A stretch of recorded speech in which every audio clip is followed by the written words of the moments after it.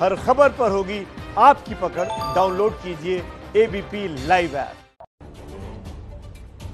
तो anchor choice का वक्त है, सीधे हमारे पसंद की खबरें आपके लिए लेकर आए हैं। रक्षा मंत्री राजनाथ सिंह आज 2 दिवसीय दौरे पर लेह, लद्दाख और श्रीनगर पहुंचेंगे। सुबह 8 बजे राजनाथ सिंह लेह पहुंचेंगे। रक्षा मंत्री के साथ सेना प्रमुख MM नरवणे भी साथ रहेंगे। रक्षा मंत्री चीन और पाकिस्तान की सीमाओं पर सुरक्षा की स्थिति का जायजा लेंगे। राजनाथ सिंह लेफ्टिनेंट हरिंदर सिंह से मिलकर चीन के साथ चल रही डिसएंगेजमेंट की प्रक्रिया की जानकारी लेंगे। शनिवार को रक्षा मंत्री श्रीनगर का दौरा करेंगे। वहां वो काउंटर टेररिज्म ऑपरेशंस के साथ पाकिस्तान से सटी LOC की सुरक्षा की समीक्षा करेंगे। राजस्थान हाईकोर्ट आज सचिन पायलट की याचिका पर सुनवाई करेगी। दोपहर 1 बजे होगी हाईकोर्ट की डबल बेंच की सुनवाई। सचिन पायलट और 18 बागी कांग्रेसी विधायकों ने राजस्थान विधानसभा अध्यक्ष की ओर से जारी किए गए अयोग्यता के नोटिस को चुनौती देने के लिए याचिका दाखिल की।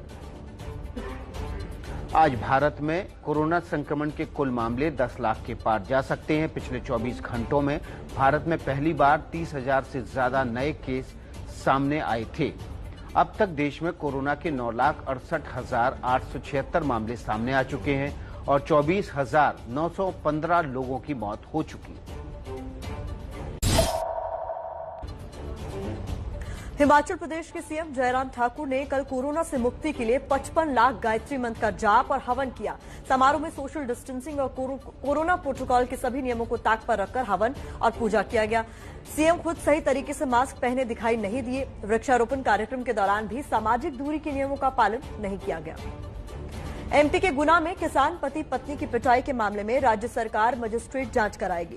सरकार ने किसान पति पत्नी पर लाठीचार्ज करने वाले 6 पुलिसकर्मियों को निलंबित कर दिया है। मंगलवार को गुना कैंट इलाके में कॉलेज की जमीन पर कब्जा हटाने के दौरान खेती कर रहे किसान दंपति ने कीटनाशक पी लिया था। इस घटना के बाद सीएम शिवराज सिंह चौहान ने तुरंत कार्रवाई करते हुए गुना के DM और SP को सस्पेंड कर दिया था और गुना रेंज के IG को भी हटा दिया गया था।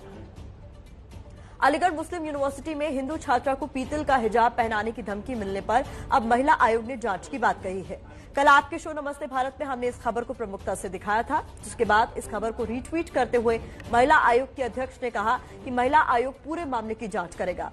अलीगढ़ मुस्लिम यूनिवर्सिटी में पढ़ने वाली छात्रा एक हिंदू छात्रा ने आरोप लगाया था कि उसे CAA बिल का समर्थन करने के बाद से लगातार प्रताड़ित किया जा रहा था और सोशल मीडिया पर उसे पीतल का हिजाब पहनाने की धमकी तक दी गई थी।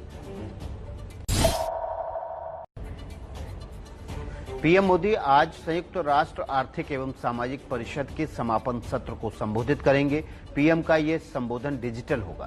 भारतीय समय के मुताबिक शाम 7 से 9 बजे तक संबोधन होगा। पीएम मोदी के साथ UN महासचिव एंटोनियो गुटारेस और नॉर्वे के PM एर्ना सोलबर्ग भी समापन सत्र में हिस्सा लेंगे। भारत के UN सुरक्षा परिषद में अस्थायी सदस्य के तौर पर चुने जाने के बाद ये पहला मौका होगा जब प्रधानमंत्री संयुक्त राष्ट्र को संबोधित करेंगे। देश में आज से अमेरिका के लिए विमान सेवा शुरू होने जा रही है। नागरिक उड्डयन मंत्री हरदीप सिंह पुरी ने इसकी घोषणा की। 18 जुलाई से फ्रांस के लिए भी विमान सेवा शुरू की जाएगी। अमेरिकी विमानन सेवा यूनाइटेड एयरलाइंस 17 से 31 जुलाई तक भारत और अमेरिका के बीच 18 उड़ानें संचालित करेगी। दिल्ली और न्यूयॉर्क के बीच रोज, जबकि दिल्ली और सैन फ्रांसिस्को के बीच सप्ताह में 3 दिन उड़ानें संचालित होंगी। 18 जुलाई से 1 अगस्त के बीच एयर फ्रांस पेरिस से दिल्ली, मुंबई को और बेंगलुरु के लिए 28 उड़ानें संचालित करेगी। जल्दी ब्रिटेन और जर्मनी के लिए भी फ्लाइटें शुरू की जाएंगी। केंद्रीय पेट्रोलियम मंत्री धर्मेंद्र प्रधान आज अमेरिका के ऊर्जा मंत्री डैन ब्रॉयलेट के साथ भारत अमेरिकी रणनीतिक ऊर्जा भागीदारी बैठक में हिस्सा लेंगे। बैठक को डिजिटल प्लेटफॉर्म पर आयोजित किया गया है। ये बैठक इस साल अप्रैल में वॉशिंगटन में आयोजित होनी थी, लेकिन कोरोना वायरस के चलते इसे टाल दिया गया था। 2018 में भारत ने भारत अमेरिका ऊर्जा वार्ता को रणनीतिक ऊर्जा भागीदारी यानी SEP का दर्जा दिया है। कोरोना लॉकडाउन में दूसरे राज्यों से वापस लौटे मजदूरों की बदहाली के मुद्दे पर सुप्रीम कोर्ट में आज सुनवाई होगी। सुप्रीम कोर्ट ने 9 जून को हुई सुनवाई में राज्य सरकारों को ये निर्देश दिया था कि 15 दिनों के अंदर हर मजदूर को उसके गृह राज्य जाने के इंतजाम किए जाएं। कोर्ट ने वापस लौटे मजदूरों की रोजी रोटी के इंतजाम के लिए भी राज्य सरकार को आदेश दिया था। सेंट्रल विस्टा प्रोजेक्ट पर रोक की मांग पर सुप्रीम कोर्ट में आज सुनवाई होगी। इस प्रोजेक्ट के तहत नए संसद भवन और दूसरी सरकारी इमारतों का निर्माण किया जाना है। याचिकाकर्ता ने सरकार की तरफ से प्रोजेक्ट के लिए 86 एकड़ जमीन का लैंड यूज बदलने को गलत बताया है। साथ ही प्रोजेक्ट से पर्यावरण को भी खतरा बताया है।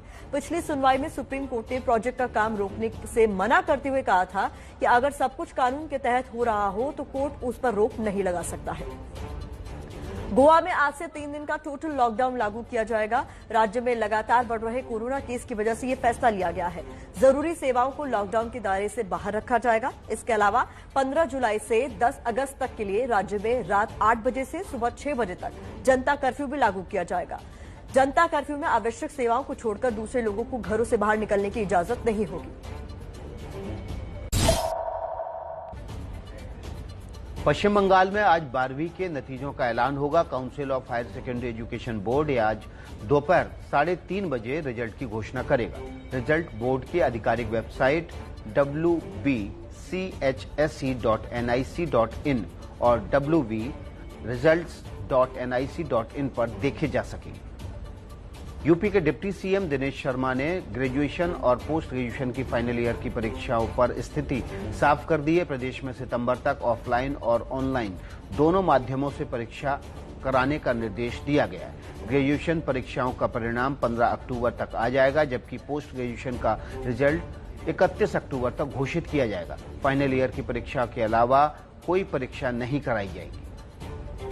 जम्मू कश्मीर के उधमपुर जिले के प्रसिद्ध पर्यटन स्थल पटनी टॉप में पिकनिक मनाने पर रोक लगा दी गई है। जो पर्यटक पहले से होटल में हैं, बुकिंग करा चुके हैं, सिर्फ उन्हें ही पटनी टॉप जाने की इजाजत होगी। हाल ही में सोशल मीडिया पर ऐसे कई वीडियो सामने आए जिसमें छुट्टी मनाने के लिए पटनी टॉप पहुंचे सैलानियों ने सोशल डिस्टेंसिंग के नियमों को तोड़ा।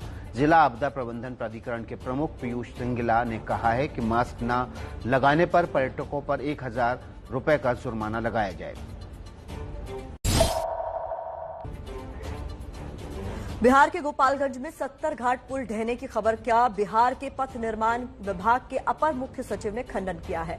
अमृतलाल मीणा ने बताया कि 70 घाट पुल पूरी तरह से सुरक्षित है। गोपालगंज छोर की ओर 3 छोटी पुलिया बनाई गई थी, जिनमें सबसे अंतिम पुलिया का एक अप्रोच पथ पानी के तेज बहाव में ढह गया है। मेन ब्रिज को कोई भी नुकसान नहीं पहुंचा है।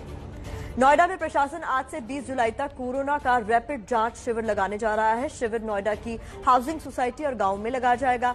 नोएडा डीएम सुहास एलवाई ने बताया कि नोएडा में कोरोना के मरीजों में 75.6% मरीज अब तक ठीक हो चुके हैं। नोएडा में कोरोना से अब तक 35 लोगों की मौत हुई है। पाकिस्तान की जेल में बंद भारतीय नागरिक कुलभूषण जाधव की मौत की सजा के मामले में भारत आज रिव्यू पिटीशन दायर कर सकता है। रिव्यू पिटीशन इस्लामाबाद हाईकोर्ट में दाखिल की जाएगी। भारत के पास 19 जुलाई तक का रिव्यू पिटीशन देने का समय है, लेकिन 18 और 19 जुलाई को साप्ताहिक अवकाश होने के चलते भारत के पास आज ही का दिन बाकी है। कांग्रेस के पूर्व अध्यक्ष राहुल गांधी आज से शॉर्ट वीडियो की सीरीज शुरू करने जा रहे हैं। इन वीडियो में राहुल गांधी करंट अफेयर, इतिहास, दर्शन शास्त्र, अर्थशास्त्र और राजनीति जैसे विषयों पर अपनी जानकारी साझा करेंगे। वीडियो को डिजिटल प्लेटफॉर्म पर फॉर्मेट में तैयार किया जाएगा, जिससे उन्हें व्हाट्सएप या दूसरे किसी सोशल मीडिया अकाउंट पर आसानी से शेयर किया जा सकेगा। वीडियो सुबह 10 बजे से राहुल गांधी के सभी सोशल मीडिया अकाउंट्स पर शेयर किए जाएंगे। राजस्थान में बीजेपी के सहयोगी दल राष्ट्रीय लोकतांत्रिक पार्टी के सांसद हनुमान बेनीवाल ने वसुंधरा राजे पर बड़ा आरोप लगाया है। हनुमान बेनीवाल ने ट्वीट करते हुए कहा है, वसुंधरा राजे ने राजस्थान कांग्रेस में करीबी विधायकों से फोन करके उन्हें गहलोत का साथ देने को कहा था। वसुंधरा राजे अशोक गहलोत की अल्पमत वाली सरकार को बचाने की कोशिश कर रही हैं। कर्नाटक की राजधानी बेंगलुरु में सीएम आवास के सामने एक कोरोना मरीज के पहुंचने से अफरा तफरी मच गई। बंद शक्करी में आए इस मरीज का दावा था कि वो कोरोना से पीड़ित है, लेकिन उसे अस्पताल में बेड नहीं मिल पा रहा है। बाद में सीएम आवास पर मौजूद पत्रकारों ने मरीज के लिए एम्बुलेंस का इंतजाम किया। देश के ज्यादातर राज्यों में मौसम विभाग ने आज बारिश का अलर्ट जारी किया है। झारखंड, पंजाब, हरियाणा, पश्चिमी उत्तर प्रदेश, पूर्वी राजस्थान में बारिश हो सकती है। गुजरात के कुछ हिस्सों में भारी बारिश की आशंका है। कोंकण और गोवा, तटीय कर्नाटक, पश्चिम बंगाल, सिक्किम, असम, मध्य प्रदेश, छत्तीसगढ़, तमिलनाडु और तटीय आंध्र प्रदेश के कुछ हिस्सों में हल्की से सामान्य बारिश होने के आसार है। बिहार के सीतामढ़ी में मनुष्यमारा नदी पर पुल न होने से स्थानीय लोग बर्तन और ट्यूब के सहारे नदी पार करने को मजबूर है। सीतामढ़ी के रीगा प्रखंड के बखरी और नरहा धाप टोला के बीच मनुष्यमारा नदी है, जो इस समय खतरे के निशान से ऊपर बह रही है। बीमारी या दूसरी आपातकाल स्थिति में ग्रामीणों को भारी परेशानी का सामना करना पड़ता है। यहां से बीजेपी सांसद रमा देवी ने ग्रामीणों से पुल बनाने के वादे पर चुनाव जीता था, लेकिन अब तक पुल का कोई अता पता नहीं है।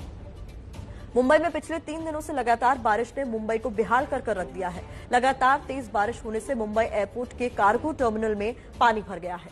कार्गो टर्मिनल में लगभग 1 फुट तक पानी भर गया। कार्गो टर्मिनल के जिस हिस्से में पानी भरा है, वहां एयर इंडिया का कार्गो रखा गया था। पानी भरने से कार्गो के सामान को काफी ज्यादा नुकसान पहुंचा है।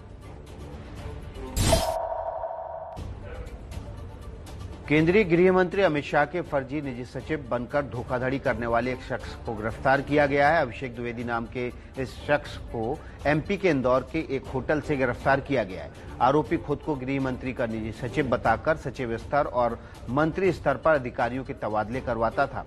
एमपी में 2 आरटीओ का तबादला कराने के लिए इसने केंद्रीय मंत्री नितिन गडकरी को भी फोन किया था। इंदौर क्राइम ब्रांच आरोपी से पूछताछ कर रही है। यूपी के पीलीभीत के सुआबोझ गांव में पुलिसकर्मियों ने ग्रामीणों को जमकर पीटा और एक घर में आग लगा दी।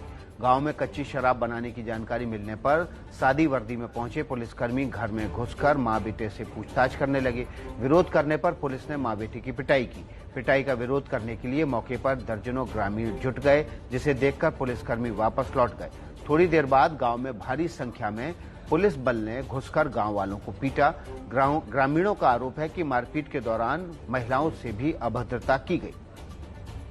यूपी के सोनभद्र के दद्दी क्षेत्र में दोस्त ने सिगरेट पीने का वीडियो बनाने पर दूसरे दोस्त की बेरहमी से हत्या कर दी। पुलिस ने आरोपी को गिरफ्तार कर लिया है।